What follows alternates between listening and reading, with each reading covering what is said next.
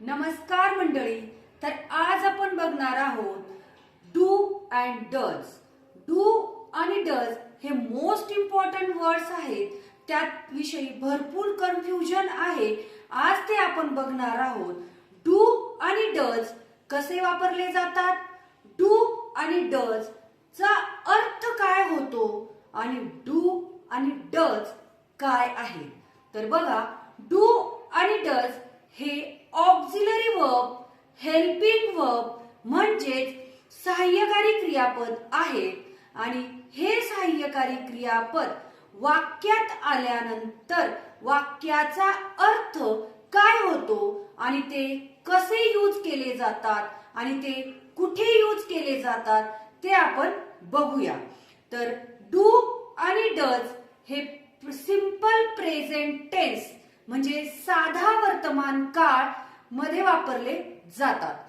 तर डू आणि डज हे एकाच अर्थाने वापरले जातात, परंतु ते कर्तानुसार कसे बदलतात ते आपण बघूया.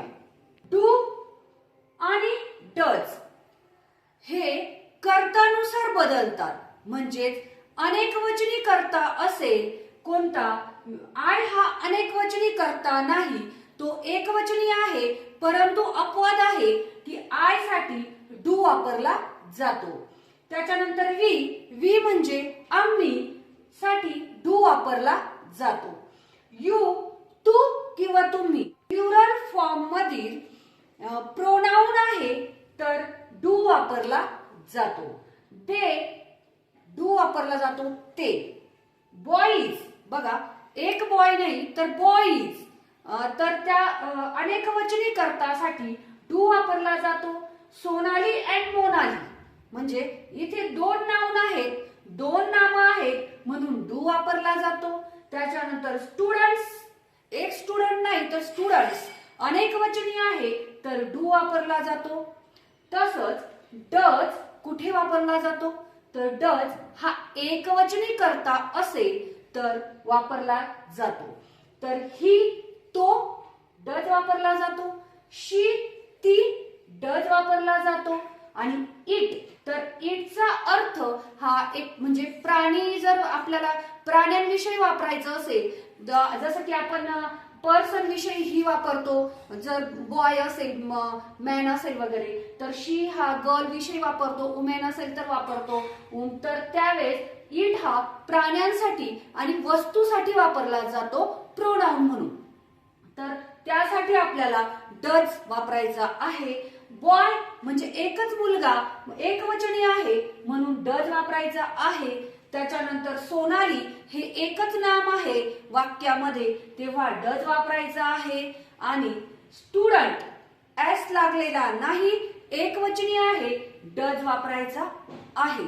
तर बघूया, वाक्यात आल्यानंतर डजची प्लेस कुठे असते आणि प्लेस नुसार वाक्याचा अर्थ कसा बदलतो.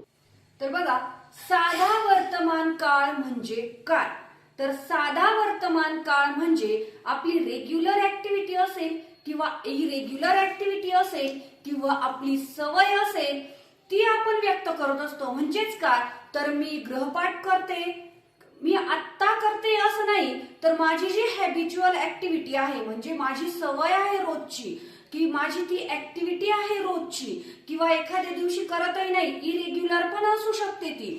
तर साधा वर्तमान काळ म्हणजे मी तिथे जातो, मी आता इथे आत्ता जात नाहीये तिथे, किंवा मी गेलो नाही तर मी तिथे जातो, ही रेग्युलर ऍक्टिव्हिटी याच्यामध्ये प्रेझेंट केलेली आहे.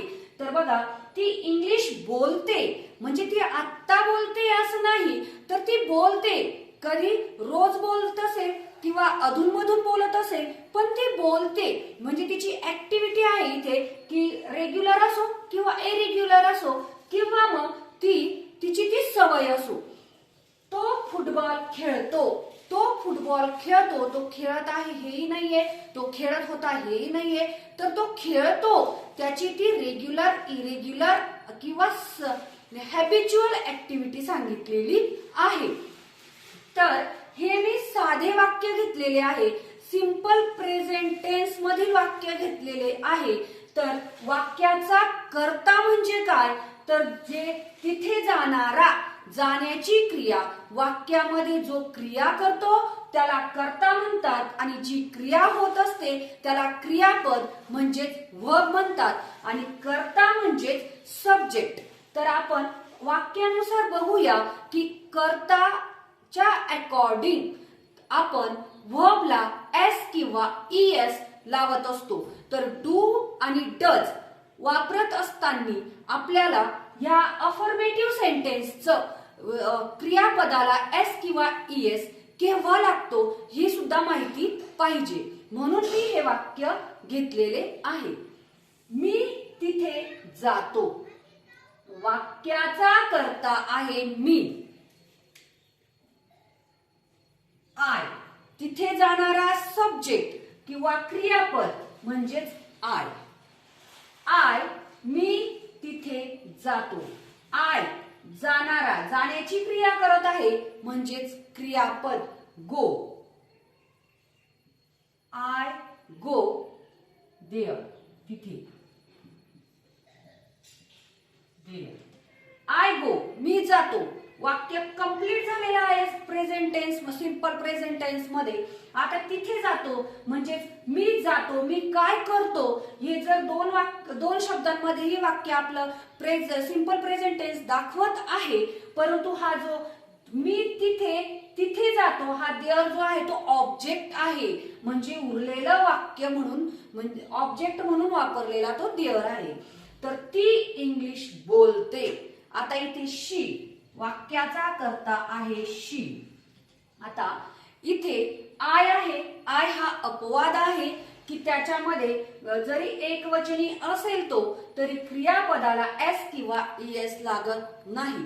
परंतु ती इंग्लिश बोलते जेव्हा जेव्हा कर्ता हा एकवचनी असतो, ही शी इट किंवा एखादं नाउन असेल, इट मध्ये येतात प्राणी, वस्तू, एखादी वस्तू एकच वस्तू जर कर्ता म्हणून असेल किंवा एखादा प्राणी कर्ता म्हणून असेल, एखादा मुलगा, मुलगी म्हणजे नाउन जर एकवचनी असेल आणि ही शी इट हे प्रोनाउन एकवचनी असतील त्यावेळेस क्रियापदाला एस किंवा ईएस लागत असतो. बघा, शी स्पीक्स.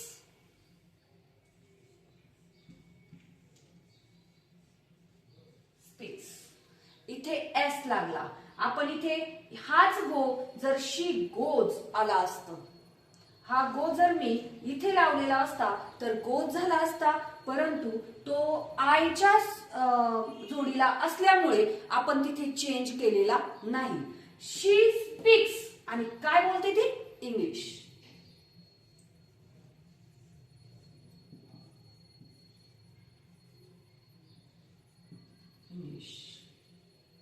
वाक्य कंप्लीट. शी स्पीक्स ती बोलते. हेही एक सिंपल प्रेझेंट टेन्स झालेला आहे, परंतु इंग्लिश ऑब्जेक्ट म्हणून आपण वापरला. तो फुटबॉल खेळतो. आता तो आहे ही. फुटबॉल खेळणारा आहे तो, खेळतो. He plays. ही प्लेज काय खेळतो तो? Football. He plays the football.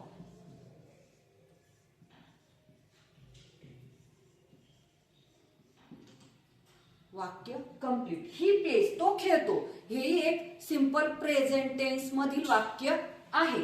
परंतु इथे मला हे सांगायचं आहे की जेव्हा डू डज आपण पुढे वापरणारच आहोत, तर डू डज वापरल्यानंतर एस किंवा ईएस तिथून निघून जात असतो आणि हे जे कर्ता म्हणजे कर्ताच्या अकॉर्डिंग आपण जे वर्ब वापरत असतो एस किंवा ईएस लावून, ही शी इट एकवचनी कर्ता जर असेल तर स्पीक्स होतं आणि आयच्या ठिकाणी स्पीक लागला असता, वी स्पीक आला असता, वी सुद्धा अनेक वचने आहे म्हणून स्पीकच आला असता. म्हणून हे सुद्धा कन्फ्युजन, हा गोंधळ मिटवणं फार महत्वाचं वाटलं म्हणून मी हे वाक्य घेतले. तर आपण या सिंपल प्रेझेंट टेन्स मध्ये निगेटिव्ह करत असताना त्यावेळेस आपण डू डजचा वापर कसा करतो ते बघूया. तर बघा, आता निगेटिव्ह वाक्य, आता आपण अफर्मेटिव्ह वाक्य बघितले की मी फुटबॉल खेळतो, त्यावेळेस कर्ता किंवा क्रियापद, कर्तानुसार क्रियापद कसं बदलतं तेही आपण बघितलं. तर आता निगेटिव्ह वाक्य म्हणजेच नकारार्थी वाक्य की मी तिथे जात नाही, मी इंग्लिश बोलत नाही आणि तो फुटबॉल खेळत नाही असं म्हणायचं असेल तेव्हा डू आणि डजचा उपयोग कसा होतो. म्हणजे नकारार्थी वाक्य बनवण्यासाठी, निगेटिव्ह सेंटेन्सेस बनवण्यासाठी डू आणि डजचा वापर आपल्याला सिंपल प्रेझेंट टेन्स मध्ये करावा लागतो. तर तो कसा ते बघूया. मी तिथे जात नाही, वाक्याचा कर्ता आहे मी, आय. आता इथे मी असेल, आय असेल तर डू नॉट येत असतो, आय डू नॉट किंवा डोंट. डू नॉट वापरला तरी चालेल किंवा डोंट वापरला तरी चालेल. आय डू नॉट नंतर डू नॉट नंतर हा ऑक्झिलरी वर्ब म्हणून आपण वापरला, निगेटिव्ह सेंटेन्स साठी आपण वापरला. आता याच्या शेजारी आलेला आहे हा हेल्पिंग वर्ब, याची मदत घेऊन आपल्याला आता मेन वर्ब वापरायचा आहे. काय क्रिया करणार आहे? जाण्याची. आय डू नॉट गो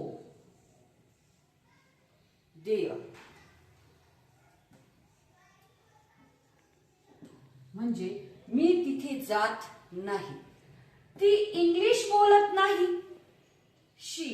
वाक्याचा कर्ता आहे शी.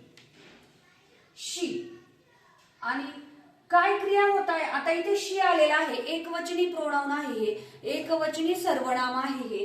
तर बघा शी आहे तर आपल्याला डज नॉट किंवा डझंट वापरावा लागेल.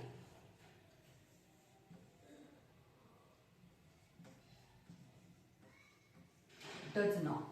आता बोलण्याची क्रिया होत आहे. आपण सिंपल सेंटेन्सेस मध्ये बघितलं की स्पीकला एस लागला होता, परंतु आपण इथे डज वापरलेला आहे म्हणून आपल्याला इथे स्पीक वापरावा लागेल.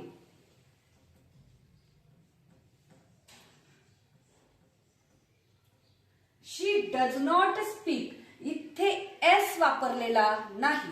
एस च जे प्रेझेंट करत आहे हा डज.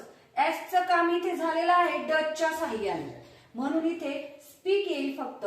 कारण शी डज नॉट स्पीक म्हणजे शीच्या अकॉर्डिंग इथे डज आलेला आहे, म्हणून क्रियापदाचा एस किंवा एस जो असतो सिंपल प्रेझेंट टेन्स मध्ये, अफर्मेटिव्ह सेंटेन्सेस मध्ये, तो काढून घ्यायचा आणि डज नॉट ने ते काम केलेलं आहे.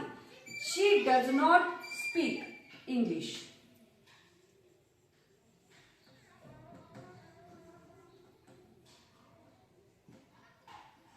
तो फुटबॉल खेळत नाही.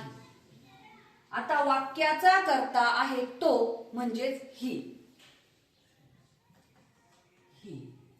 आता इथे डज नॉट येणार आहे कारण क्रिया जो कर्ता आहे तो एकवचनी आहे.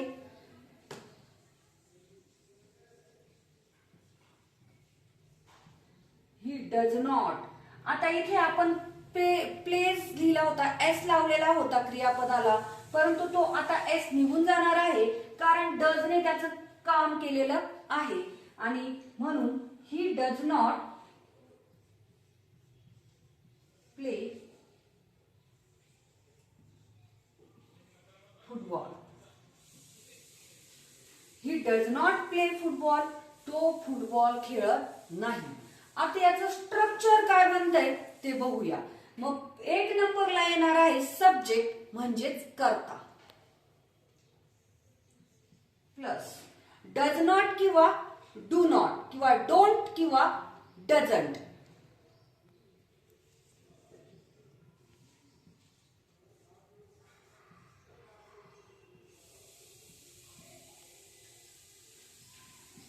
प्लस V1 म्हणजेच क्रियापदाचं मूळ रूप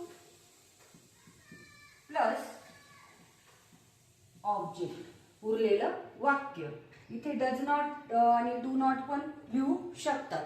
हे झालं निगेटिव्ह सेंटेन्सेसचं म्हणजे डू डजच्या साह्याने जे निगेटिव्ह सेंटेन्सेस आपण बनवत असतो त्याचं स्ट्रक्चर.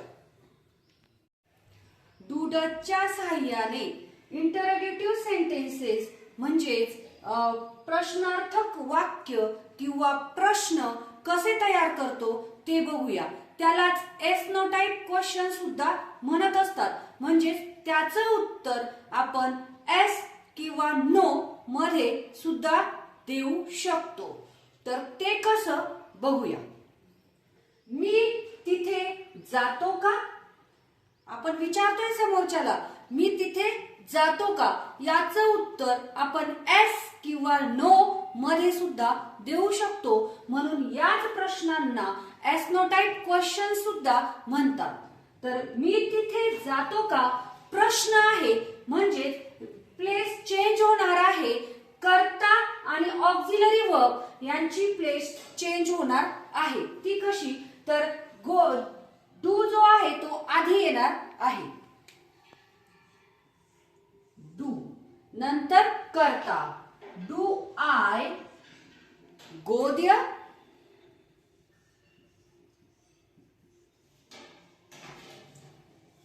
गो देअर प्रश्न चिन्ह. म्हणजे हा जो डू आहे आणि हा आय आहे या दोघांचीच प्लेस फक्त बदललेली आहे. वाक्य जसल्या तसं आहे. वर्बच्या जागेवरच वर्ब आहे, ऑब्जेक्टच्या जागेवरच ऑब्जेक्ट आहे आणि क्वेश्चन मार्क आहे. म्हणजे डू डज जेव्हा एक नंबरला येतात तेव्हा क्वेश्चन तयार होत असतो. ती इंग्लिश बोलते का? मग does. Does she. Does she speak? कर्ता शी असेल तेव्हा स्पीक्स येत असतो. परंतु डज वापरल्याने डूला आपण ईएस लावलेला आहे म्हणजे हे काम स्पीक्सचं डजने केलेलं आहे. Does she speak English?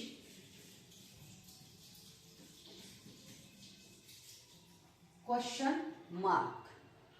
तो फुटबॉल खेळतो का? डज. डज त्याच्यानंतर करता येणार आहे ही. Does he play? Does he play football?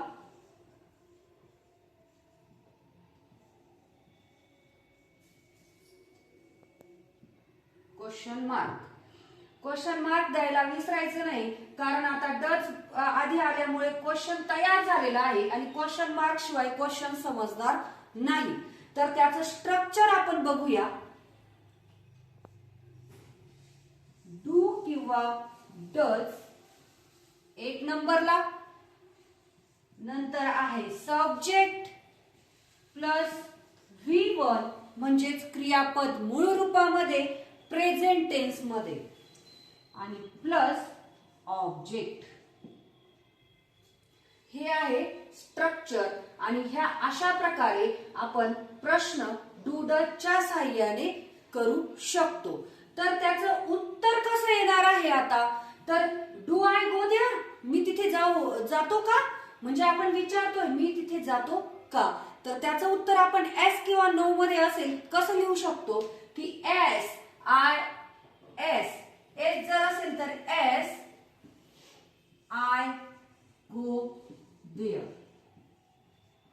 असं लिहू शकतो. आणि ती इंग्लिश नो असेल तर no I don't go there. No असेल तर काय? नो आय डोंट किंवा do not don't go there. ती इंग्लिश बोलते का? Does she speak English? No असेल तर नो शी डज नॉट किंवा doesn't. No she does not speak English.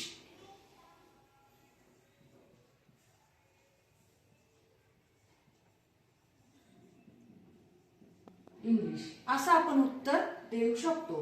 तो फुटबॉल खेळतो का? तर त्याचं येणार आहे ही नो असेल तर नो, एस असेल तर एस, ही प्लेज फुटबॉल असं म्हणू शकतो. याला एस लावू शकतो. अफर्मेटिव्ह सेंटेन्स मध्ये क्रियापदाला आपल्याला एस लावावा लागेल डज नसल्यामुळे. आणि नो असेल तर he does not play football. अशा प्रकारे आपण त्याचं उत्तरही देऊ शकतो. तर व्हिडिओ आवडला असल्यास व्हिडिओला लाईक करा, शेअर करा आणि चॅनलला सबस्क्राईब करा.